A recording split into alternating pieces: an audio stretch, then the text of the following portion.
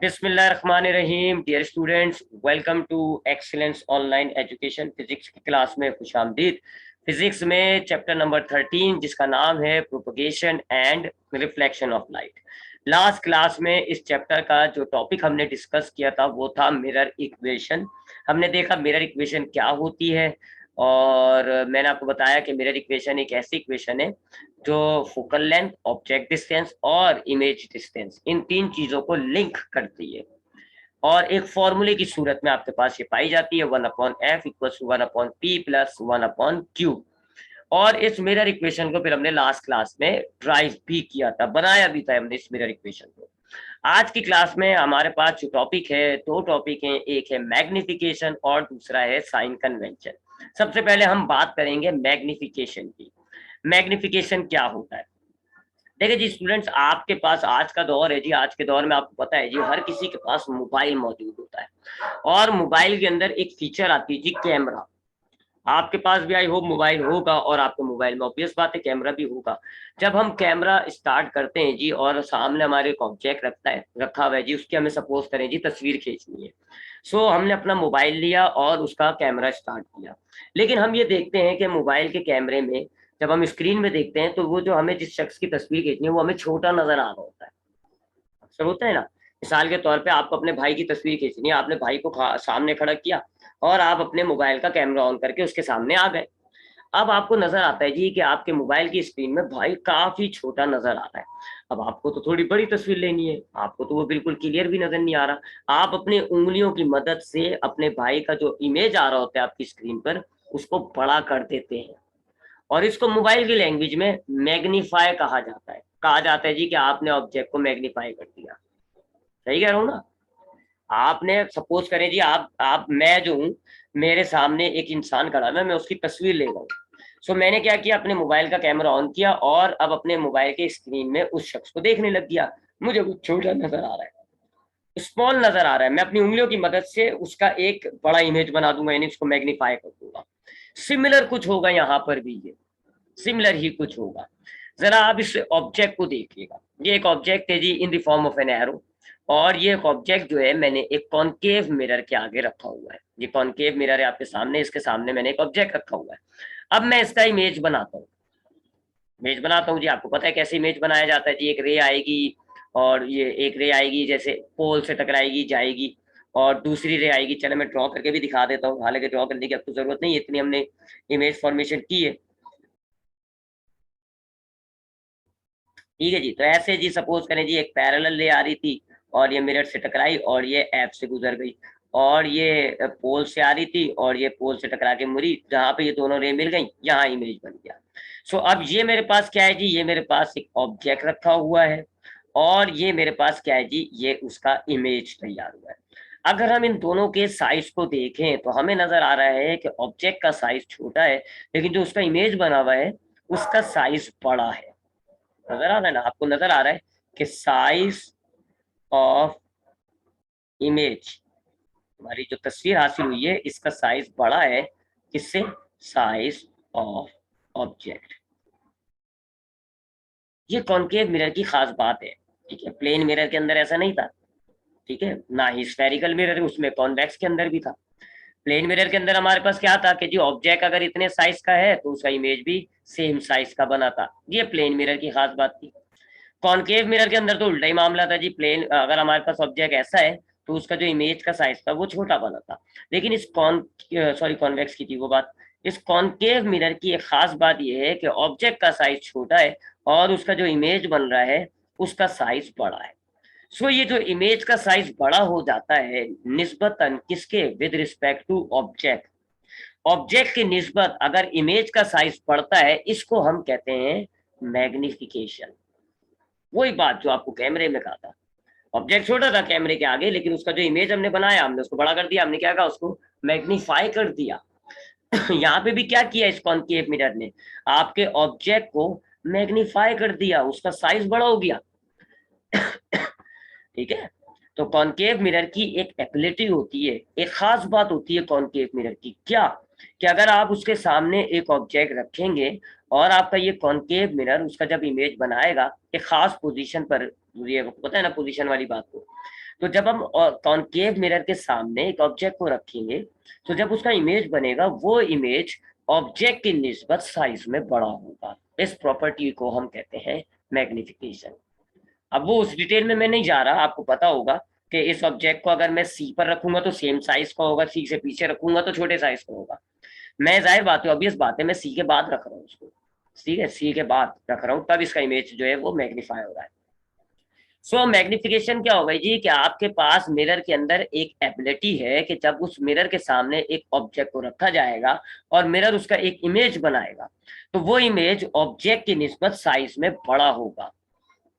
सो ये जो इमेज का साइज बढ़ रहा है विद रिस्पेक्ट टू ऑब्जेक्ट, इसको आप मैग्निफिकेशन कहते हैं। Increase in the size of image with respect to size of object. Object की निस्बत इमेज का साइज बढ़ जाना मैग्निफिकेशन कहलाता है। ठीक है जी, अगर आपके पास ऑब्जेक्ट ये है, इसकी निस्बत उसका जो इमेज बना वो भी सेम है, कोई मैग्निफिकेशन नहीं, क्योंकि इमेज का साइज ऑब्जेक्ट की निस्बत कुछ नहीं बढ़ा, कोई मैग्निफिकेशन नहीं है, जीरो मैग्निफिकेशन।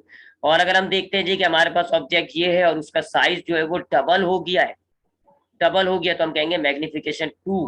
टू का मतलब होगा कि इमेज का साइज ऑब्जेक्ट की निस्बत डबल हो गया। अगर आप देखते हैं जी कि ये आपके पास ऑब्जेक्ट है और उसका जो इमेज बना है उसका साइज ऑब्जेक्ट की निस्बत 3 गुना बढ़ गया, 3 गुना, यानी अगर आपके पास ऑब्जेक्ट जो है वो 1 सेंटीमीटर का था तो अब उसका इमेज जो है वो 3 सेंटीमीटर का हो रहा है, तो हम कहेंगे मैग्निफिकेशन 3 हुई है, 3 टाइम्स 3। ठीक है। सो अगर हमारे पास एक मिरर होता है, उसके सामने अगर हम एक ऑब्जेक्ट रख देते हैं तो हमारे पास मिरर क्या करता है जी, मिरर उस ऑब्जेक्ट का जो इमेज बनाएगा उस इमेज का साइज इंक्रीज होगा, बड़ा होगा with respect to object. Object के एतबार से उस इमेज का साइज बड़ा होगा। इस प्रॉपर्टी को हम कहते हैं magnification. increase in the size of image with respect to size of object, it is called magnification। याद रखिएगा, प्लेन मिरर के अंदर जीरो मैग्निफिकेशन होती है, ये मैंने आपको अभी बताया भी, क्योंकि हमने पढ़ा है कि प्लेन मिरर के अंदर जो इमेज बनता है उसकी प्रॉपर्टी ये होती है कि उसका साइज ऑब्जेक्ट के साइज की निस्बत बराबर होता है, यानी इमेज का साइज नहीं बढ़ा। ठीक है जी, अगर आपके पास ऑब्जेक्ट है फॉर एग्जांपल 2 सेंटीमीटर उसकी हाइट है, तो जो इमेज बन रहा है उसकी हाइट भी 2 सेंटीमीटर होगा in case of plane mirror.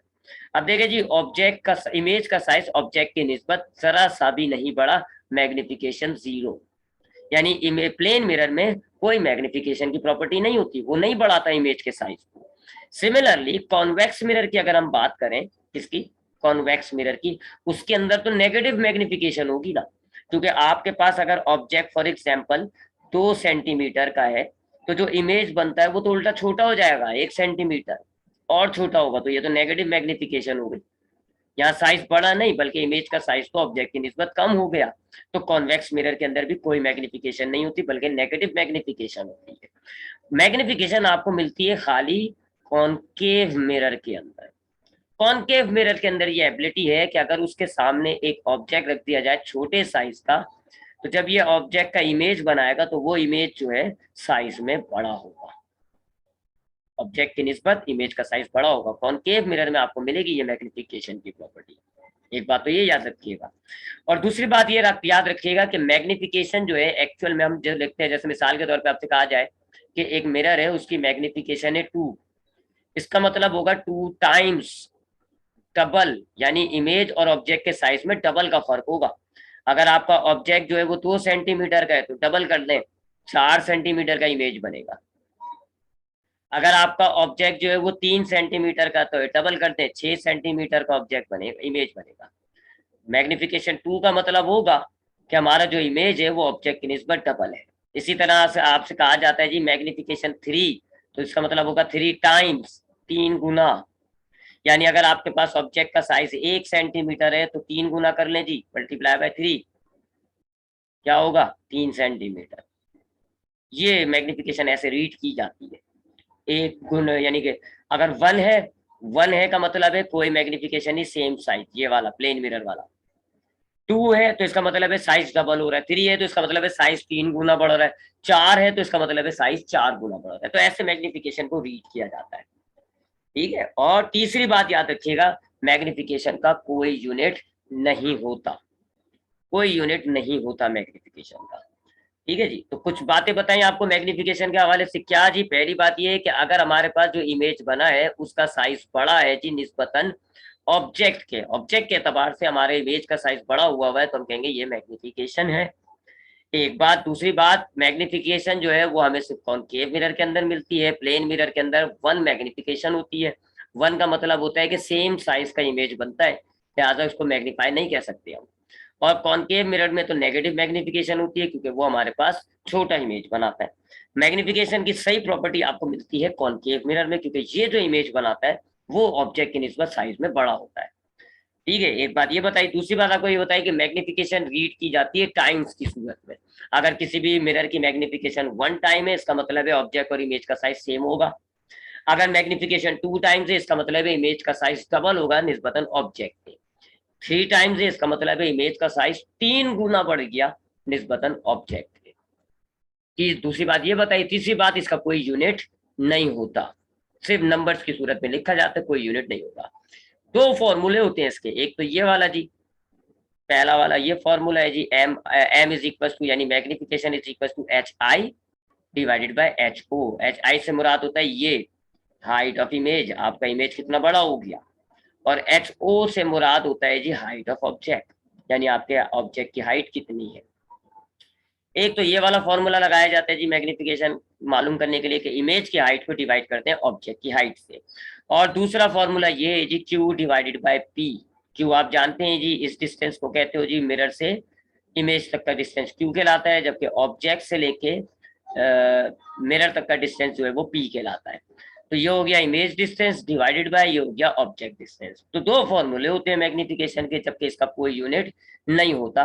ठीक है, इसका कोई ये यूनिट लिखा हुआ रेशियो आ रहा है यहाँ पे खामा भाई, क्योंकि ये दो सिमिलर क्वांटिटीज के दरमियान रेशियो होता है, लिहाजा इसका कोई यूनिट नहीं होता। So that is magnification. ये मैग्निफिकेशन होती है कि अगर इमेज का साइज बढ़ जाए विद रिस्पेक्ट टू ऑब्जेक्ट, इसको आप मैग्निफिकेशन कहते हैं। कॉनकेव मिरर हकीकत में आपको मैग्निफिकेशन शो करता है, कॉन्वेक्स मिरर में नेगेटिव मैग्निफिकेशन होती है, जबकि प्लेन मिरर की मैग्निफिकेशन 1 मानी जाती है। मैग्निफिकेशन को हम जो है उसका कोई यूनिट नहीं होता, इसको हम टाइम्स की सूरत में रीड करते हैं। 1 टाइम का मतलब होगा इमेज और ऑब्जेक्ट का साइज सेम है। 2 टाइम्स का मतलब होगा कि इमेज का साइज डबल हो गया with respect to object. 3 times का मतलब होगा इमेज का साइज 3 गुना हो गया जी विद रिस्पेक्ट टू ऑब्जेक्ट। दो फॉर्मूले इसके, height of image divided by height of object, ये पहला formula. Q divided by P, यानी कि image distance divided by object distance, ये दूसरा फॉर्मूला। और इसका कोई यूनिट नहीं होता क्योंकि ये दो सिमिलर क्वांटिटीज के दरमियान रेशियो होता है। देखो ना, height of image divided by height of object. Height किस में नापते हो आप? मीटर में नापते हो, मीटर यूनिट आ गया। Divided by height of object, ये भी किस में नापोगे आप? मीटर में नापोगे तो मीटर आ गया। मीटर से मीटर कट गया, क्या बचा? कुछ भी नहीं, तो यहाँ नो यूनिट। ठीक है, इसका कोई यूनिट नहीं होता क्योंकि ये तो सिमिलर क्वांटिटीज के दरमियान रेशियो होता है। सो ये हो गया जी मैग्निफिकेशन। आगे बढ़ते हैं जी, अब हम दूसरे टॉपिक की तरफ आते हैं, साइन कन्वेंशन। साइन कन्वेंशन की तरफ आते हैं जी। साइन कन्वेंशन क्या होता है और फिर इस मिरर के मामलात में हम कौन कौन से साइन कन्वेंशन को यूज करते हैं। आपने 9th क्लास के अंदर मैकेनिक्स पढ़ी है, मैकेनिक्स पढ़ी है आपने। आपने वहां ये पढ़ा कि अगर सपोज करें जी ये हमारे पास एक गाड़ी है और ये ऐसे ट्रेवल कर रही है, ये इसकी मोशन की डायरेक्शन है। अगर मैं इसी डायरेक्शन में फोर्स लगाता हूँ तो हम इसको पॉजिटिव फोर्स कहते हैं, ऐसे पॉजिटिव साइन से इसको डिनोट करते हैं। सेम डायरेक्शन होगी तो आप क्या कहते हैं? Positive force. और अगर उल्टी डायरेक्शन में आप फोर्स लगाते हो, डायरेक्शन अपोजिट कर रहे हो, तो आप इसको क्या कहते हो? Negative force. ये जो पॉजिटिव साइन आपने यूज किया है, ये जो आपने नेगेटिव साइन यूज किया है, इसके मायने होते हैं कि ये किसी चीज की तरफ इशारा कर रहे होते हैं। पॉजिटिव का मतलब क्या होगा? आप समझ जाओगे कि इसकी डायरेक्शन जो है मोशन की डायरेक्शन के सेम है। नेगेटिव का मतलब क्या होगा? अपोजिट डायरेक्शन हो जाती है। ठीक है, मैं आपसे बोलूं जी कि एक फोर्स मैं आपको दे रहा हूँ 10 न्यूटन। ठीक है जी, अब आपने देखा जी कि अब, और मैं आपको बोलूंगी एक ऑब्जेक्ट है उस पर फोर्स लग रही है 10 न्यूटन और ऑब्जेक्ट के मोशन की डायरेक्शन ऐसे। अब मैं आपको 10 प्लस दे रहा हूँ, आप समझ जाओगे जी फोर्स की डायरेक्शन सेम है। मैं आपको 10 माइनस दूं, आप समझ जाओगे फोर्स की डायरेक्शन अलग है, अपोजिट है। इस साइन ने आपको क्या बताया? साइन ने आपको डायरेक्शन के हवाले से बता दिया। इसी तरीके से आप एक्सेलरेशन के मामला लो जी, ये मोशन की डायरेक्शन है। अगर आपसे कहा जाता है पॉजिटिव एक्सेलरेशन है जी, पॉजिटिव एक्सेलरेशन। तो आप मतलब समझ जाओगे जी, पॉजिटिव एक्सेलरेशन का मतलब होगा सेम डायरेक्शन में होगी, नेगेटिव एक्सेलरेशन का मतलब होगा अपोजिट डायरेक्शन में। यहाँ पर भी आपको क्या देख रहे हैं जी, साइन जो है वो आपको डायरेक्शन इंडिकेट कर रहा है, डायरेक्शन क्या होती है। तो फिजिक्स के अंदर असल में साइन जो है वो हम निशानियों के तौर पे यूज करते हैं, निशानियों के तौर पे। एक्सेलरेशन के अगर अंदर हमने पॉजिटिव साइन लगा दिया तो इसका मतलब होगा सेम डायरेक्शन, नेगेटिव साइन लगाते हो तो इसका मतलब होगा अपोजिट डायरेक्शन। ये निशानियों के तौर पे यूज होते हैं फिजिक्स के अंदर साइन। पॉजिटिव फोर्स का मतलब होगी सेम और नेगेटिव फोर्स का मतलब होगा अपोजिट। तो फिजिक्स में हम जो है वो साइन को अक्सर कन्वेंशन के तौर पे यूज करते हैं, निशानियों के तौर पे यूज करते हैं। सिमिलरली हमने जो है वो मिरर के साथ भी यही मामला किया हुआ है। मिरर के सामने भी, मिरर में भी अब हम देख रहे हैं जी दो दो मामले होते हैं, एक होता है कॉनकेव मिरर, एक होता है कॉन्वेक्स मिरर, है ना, दो मामले। एक के लिए हम प्लस साइन रख लेंगे, एक के लिए हम माइनस साइन रख लेंगे निशानी के तौर पे। इसी तरह दो किस्म का इमेज बनता है, एक रियल इमेज बनता है, एक वर्चुअल इमेज बनता है। यहाँ पर भी हम साइन को इस्तेमाल करके निशानी लगा देंगे, एक साइन लगा देंगे रियल इमेज के लिए, एक साइन लगा देंगे हम वर्चुअल इमेज के लिए, उसको हम कहेंगे साइन कन्वेंशन। तो हम मिरर के मामले में भी साइन को यूज करके निशानियां लगाएंगे, पहचान करेंगे चीजों की। ठीक है जी, मैं लिख देता हूँ यहाँ पे, यूज करेंगे हम, यूज लिखना था, यूजिंग लिख रहा हूँ। यूज करेंगे हम फिजिक्स में मिरर के अंदर भी साइन को यूज करेंगे। कौन सा साइन? पॉजिटिव और नेगेटिव साइन, टू आइडेंटिफाई, चीजों को पहचान करने के लिए, चीजों की पहचान करने के लिए हम साइन को यूज करेंगे, जिसको हम कहते हैं साइन कन्वेंशन। ठीक है जी। तो बिल्कुल जैसे मोशन के अंदर होता है आपके पास कि हम साइन को इस्तेमाल करते हैं पहचान के लिए, बिल्कुल इसी तरीके से मिरर के अंदर भी हम यही मामला करेंगे। हम आइडेंटिफिकेशन के लिए, चीजों को पहचानने के लिए कि मिरर कॉन्वेक्स है या कॉनकेव है, इमेज रियल है या वर्चुअल है, इन चीजों की आइडेंटिफिकेशन के लिए हम साइन का सहारा लेंगे, जिसको हम कहते हैं साइन कन्वेंशन। अब कैसे लेते हैं जी, वो मैं आपको बताता हूँ। Using sign to denote something is called sign convention, ये इसकी डेफिनेशन हो गई कि किसी चीज को डिनोट करने के लिए, आइडेंटिफाई करने के लिए साइन का इस्तेमाल करना साइन कन्वेंशन कहलाता है। अब देखें जी, ये साइन कन्वेंशन यूज करते हैं हम चार। पहली क्या है जी, कॉनकेव मिरर होता है हमारे पास, तो हम उसकी फोकल लेंथ को पॉजिटिव में डिनोट करेंगे, फोकल लेंथ को पॉजिटिव में लिखेंगे, +10, +5, +6, +7, ऐसे। कहां पर? जब हमारे पास कॉनकेव मिरर होगा, इससे हमें कॉनकेव मिरर की पहचान हो जाएगी। अगर आपसे कहा जाएगा फोकल लेंथ है जी 10 सेंटीमीटर, आपने देखा कौन सा साइन लगा हुआ है? प्लस लगा हुआ है, आप समझ गए ये कौन सा मिरर है? Concave mirror. क्यों? क्योंकि कॉनकेव मिरर में फोकल लेंथ को पॉजिटिव रखा जाता है। सिमिलरली कॉन्वेक्स मिरर के अंदर हम फोकल लेंथ को नेगेटिव रखते हैं। फोकल लेंथ को हम कैसे रखेंगे? ऐसे, नेगेटिव। जहां पे भी आपने देखा फोकल लेंथ नेगेटिव है, आप क्या समझ जाओगे कि वो कॉन्वेक्स मिरर है। हो रही है ना पहचान?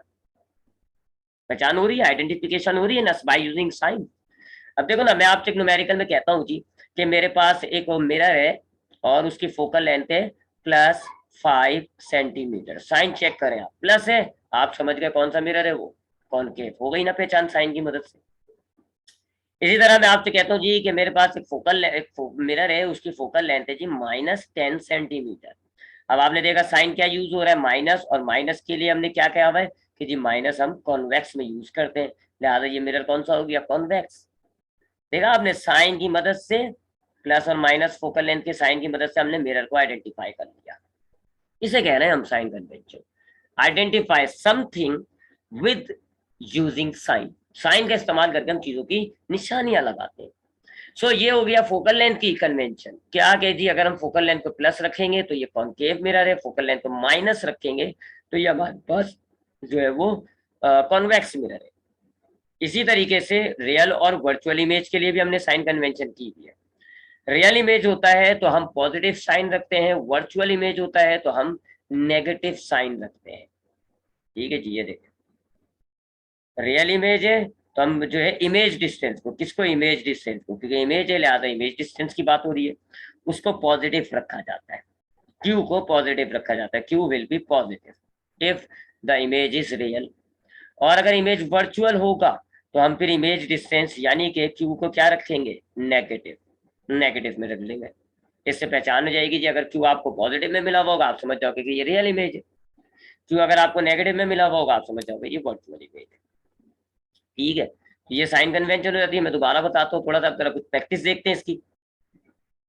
अब मिसाल के तौर पे मैं अगर इसको पहले रब कर लूँ, फिर मैं आपको इसकी थोड़ी सी कुछ साइन कन्वेंशन के हवाले से प्रैक्टिस करा दूँ, फिर हम बढ़ते हैं आगे। मिसाल के तौर पे अब साइन कन्वेंशन क्या हो गया जी, हम साइन का इस्तेमाल करेंगे। कौन से साइन, एक प्लस और एक माइनस, बस इन्हीं दो साइनों का इस्तेमाल किया जाता है। तो साइन कन्वेंशन क्या है जी, हम साइन का इस्तेमाल करके मिरर के अंदर की चीजों को पहचानते हैं, इसको हम कहते हैं साइन कन्वेंशन। सो अब मैं आपसे कहता हूं जी कि मेरे पास एक मिरर है, उसकी फोकल लेंथ है -6 सेंटीमीटर। अब आप देखते हैं जी कौन सा साइन आ रहा है फोकल लेंथ के अंदर, माइनस। तो आप समझ जाएंगे कि मेरे पास जो मिरर है वो कौन सा होगा, convex, because negative focal length convex mirror की होती है। इसी तरीके से आपको न्यूमेरिकल में नजर आता है जी, फोकल लेंथ है +7 सेंटीमीटर। आपने देखा चूंकि प्लस है तो आप समझ जाएंगे कि ये कौन सा मिरर है, कॉनकेव, क्योंकि कॉनकेव के अंदर हम फोकल लेंथ को प्लस रखते हैं। इसी तरह आपसे कहा जाता है जी कि एक इमेज बनाए जी 10 सेंटीमीटर दूर, आपने लिखा Q = 10 सेंटीमीटर, साइन कौन सा है प्लस, इमेज कौन सा होगा, रियल। आपसे कहा जाता है जी कि इमेज, एक इमेज बनाए जी -10 सेंटीमीटर में, तो आप लिखेंगे Q = -10 सेंटीमीटर, क्योंकि माइनस आ रहा है तो कौन सा इमेज होगा, ये वर्चुअल होगा। देख रहे हैं आप, Q के साथ पॉजिटिव साइन है, मैं पहचान गया रियल इमेज। Q के साथ नेगेटिव साइन है, मैं पहचान गया वर्चुअल इमेज। F के साथ नेगेटिव साइन है, मैं पहचान गया कॉन्वेक्स मिरर। F के साथ पॉजिटिव साइन है तो मैं पहचान गया कॉनकेव मिरर। इसको हम कहते हैं साइन कन्वेंशन। न्यूमेरिकल्स में बहुत इंपॉर्टेंट चीज होती है। सो ये आज हमने दो आखिरी टॉपिक देखने थे, ये दो आखिरी टॉपिक देखे। पहली मैग्निफिकेशन। मैग्निफिकेशन क्या होता है कि अगर आपका इमेज का साइज जो है वो ऑब्जेक्ट की निस्बत बड़ा हुआ है तो आप इस प्रॉपर्टी को कहते हैं मैग्निफिकेशन। इसका कोई यूनिट नहीं होता। मैग्निफिकेशन के दो फॉर्मूले हैं, HI/HO और Q/P, ये दो फॉर्मूले यूज होते हैं। जबकि साइन कन्वेंशन क्या है जी, प्लस और माइनस के साइन को हम मिरर्स में इस्तेमाल करके चीजों को पहचानते हैं, इसको हम कहते हैं साइन कन्वेंशन। क्या है जी, 4 साइन कन्वेंशन याद रखिएगा।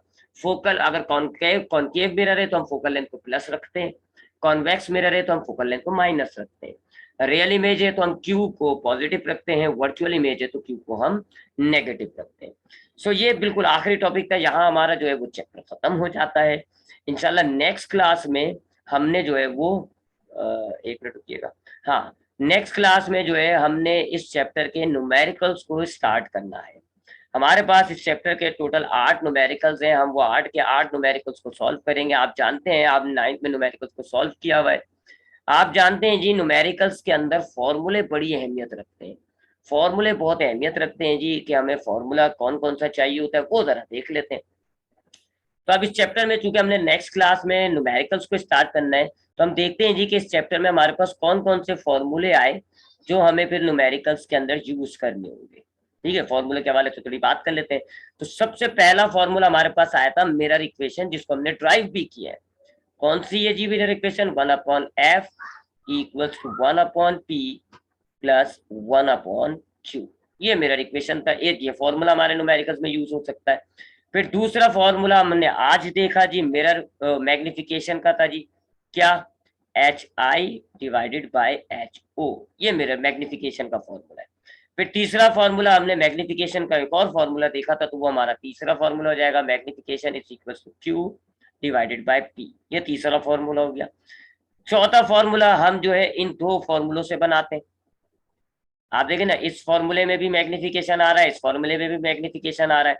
दोनों इक्वेशंस को कंपेयर करें, एम से एम कट जाएगा, इधर से बचेगा, पहली इक्वेशन से बचेगा आपके पास HI/HO इक्वल्स टू, दूसरी इक्वेशन से क्या बचेगा, Q/P। तो मैंने इन दोनों इक्वेशंस को यानी दूसरे और तीसरे फॉर्मूले को जब कंपेयर किया, एम एम खत्म हो गया, सेम चीज खत्म हो जाती है, और क्या बचा जी, HI/HO Q/P, इनको मिला के आपने एक और फॉर्मूला बना दिया। ये 4 फॉर्मूले आए हैं आपके पास इस चैप्टर के अंदर। न्यूमेरिकल्स में हमें इन्हीं 4 फॉर्मूलों को यूज करके अपने न्यूमेरिकल्स को सॉल्व करना होगा। सो न्यूमेरिकल के लिए 4 फॉर्मूले याद होने चाहिए। दूसरी चीज, यूनिट्स की बात करते हैं थोड़ा सा। ये तो फॉर्मूले की बात हो गई, यूनिट्स की बात करें तो एक बात याद रखिएगा, आपने मैट्रिक 9th क्लास में ये देखा होता है कि हमारे पास फिजिकल क्वांटिटी अगर स्टैंडर्ड यूनिट्स में नहीं होती तो हम उसको स्टैंडर्ड यूनिट में लाते हैं, कन्वर्ट करते हैं। आपने कई ऐसे न्यूमेरिकल्स किए जिनके अंदर आपको डिस्टेंस जो है वो किलोमीटर में मिला हुआ होता था या सेंटीमीटर में लिया मिला हुआ होता था। ये इनके स्टैंडर्ड यूनिट्स नहीं है। आप क्या करते थे, इन डिस्टेंसेस को कन्वर्ट करते थे मीटर के अंदर। क्यों? क्योंकि मीटर जो है वो ऐसा यूनिट होता है लेंथ का। ऐसा मास के साथ भी हुआ है, आपके पास ग्राम में मिला हुआ है मास, मिलीग्राम में मिला हुआ है या माइक्रोग्राम में मिला हुआ है, तो आप क्या करते थे, आप इनको कन्वर्ट करते थे किलोग्राम के अंदर।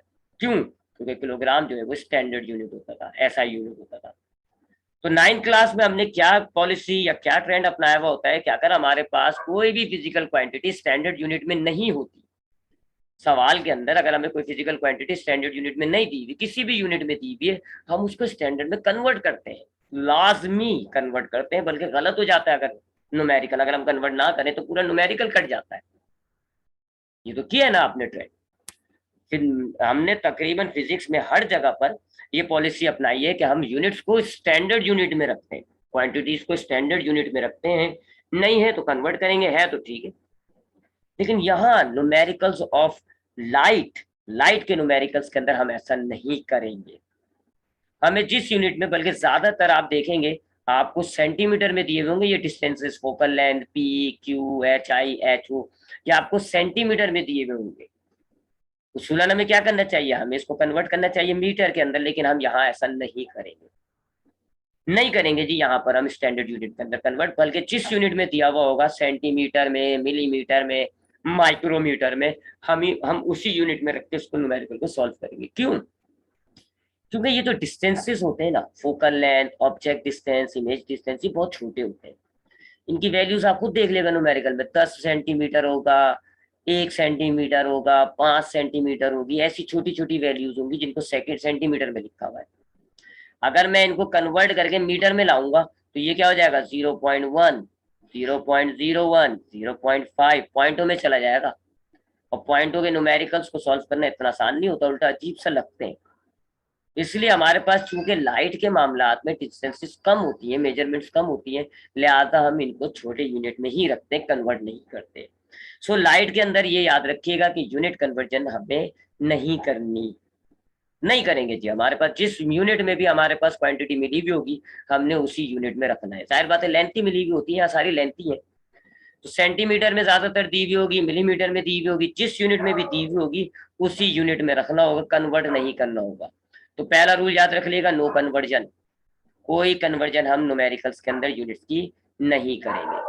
बाकी यूनिट यूज कौन सा होगा जी, जो भी लगा हुआ होगा वही चलेगा। ठीक है जी, focal length, P Q H I H O, ये सब लेंथ है, ये सब लेंथ है। ठीक है, यानी इनका यूनिट क्या होगा, सेंटीमीटर होगा, मिलीमीटर होगा, माइक्रोमीटर होगा, मीटर होगा, उसी में ही रखना होगा। तो ठीक है, तो आपके पास जो है ये जो F P Q H I H O, ये सब एक ही जैसी क्वांटिटीज होती हैं जी, जिनको आप कहते हो distance, in terms of fundamental distance कहा जाता है। तो इसका सेंटीमीटर भी हो सकता है आपको दिया हुआ हो, मिलीमीटर में भी दिया हुआ हो सकता है, या माइक्रोमीटर में भी दिया हुआ होगा। आप कोई कन्वर्जन नहीं करेंगे। और तीसरी चीज यूनिट के हवाले से याद रखिएगा, मैग्निफिकेशन का कोई यूनिट नहीं होता। मैग्निफिकेशन बस हम ऐसे नंबर की सूरत में लिखेंगे, कोई यूनिट नहीं लगाएंगे। ठीक है, क्यों? क्योंकि मैग्निफिकेशन का कोई यूनिट नहीं होता। तो ये तीन बातें यूनिट्स के हवाले से याद रखिएगा आप। उसके बाद थोड़ा सा इन वेरिएबल्स को अगर हम रिपीट कर लें अच्छी बात होगी। तो हमारे पास ये याद होगा आपको, ये कॉनकेव मिरर होता है। ठीक है जी, कॉनकेव मिरर तो अजीब सा लग रहा है लेकिन चलें लगा लेते हैं। ये हमारे पास प्रिंसिपल एक्सिस है, मिरर का सेंटर पी कहलाता है, ये पॉइंट होगा प्रिंसिपल फोकस, ये पॉइंट होगा सेंटर ऑफ कर्वेचर। अब सपोज करें जी, यहाँ आपके पास एक ऑब्जेक्ट रखा हुआ है और यहाँ उसका इमेज बना हुआ है। ये ऑब्जेक्ट है, O फॉर ऑब्जेक्ट, ये I फॉर इमेज।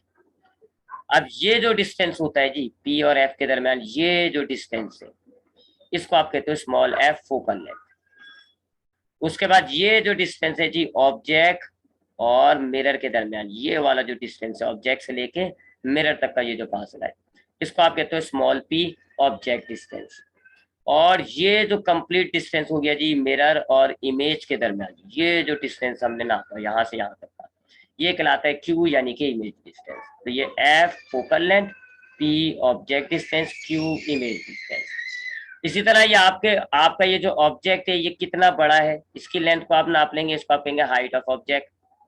इमेज की लेंथ को नाप लें आप, इमेज आपका कितना बड़ा है तो इसको आप कहेंगे height of image, height of object, height of image. तो भाई ये 5 ही वेरिएबल आ रहे हैं, देखिए F P Q H I H O, ठीक है। बाकी मैग्निफिकेशन तो आपको बताया हुआ है मैंने, बाकी ये देख ले क्यू है पी है, क्यू है पी है, एच आई है एच ओ।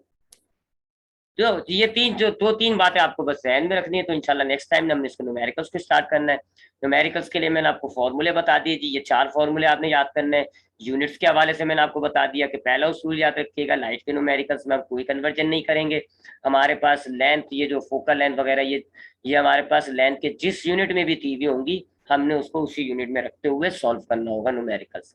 और तीसरी बात मैंने आपको बताई यूनिट के हवाले से कि मैग्निफिकेशन अगर आपने लिखनी है तो उसके आगे कोई यूनिट नहीं लगाइएगा, क्योंकि मैग्निफिकेशन का कोई यूनिट नहीं होता। बाकी जो वेरिएबल्स हमारे फॉर्मूले में यूज हो रहे हैं उसका भी मैंने आपको थोड़ा रिव्यू करा दिया। फोकल लेंथ क्या होता है, ऑब्जेक्ट डिस्टेंस क्या होता है, इमेज डिस्टेंस क्या होता है, हाइट ऑफ ऑब्जेक्ट क्या होता है, और हाइट ऑफ इमेज क्या होता है। सो ये हमारी आज की क्लास थी। अब इंशाल्लाह नेक्स्ट क्लास में हम जो है वो इस चैप्टर के न्यूमेरिकल्स को स्टार्ट करेंगे। 8 न्यूमेरिकल्स हैं जी, इंटरेस्टिंग न्यूमेरिकल्स हैं, मजेदार न्यूमेरिकल्स हैं और इंपॉर्टेंट न्यूमेरिकल्स भी होते हैं। यहाँ से एक आध न्यूमेरिकल आने के बहुत ज्यादा चांसेस होते हैं। तो काफी अच्छे तरीके से न्यूमेरिकल्स को देखिएगा, समझिएगा, ठीक है।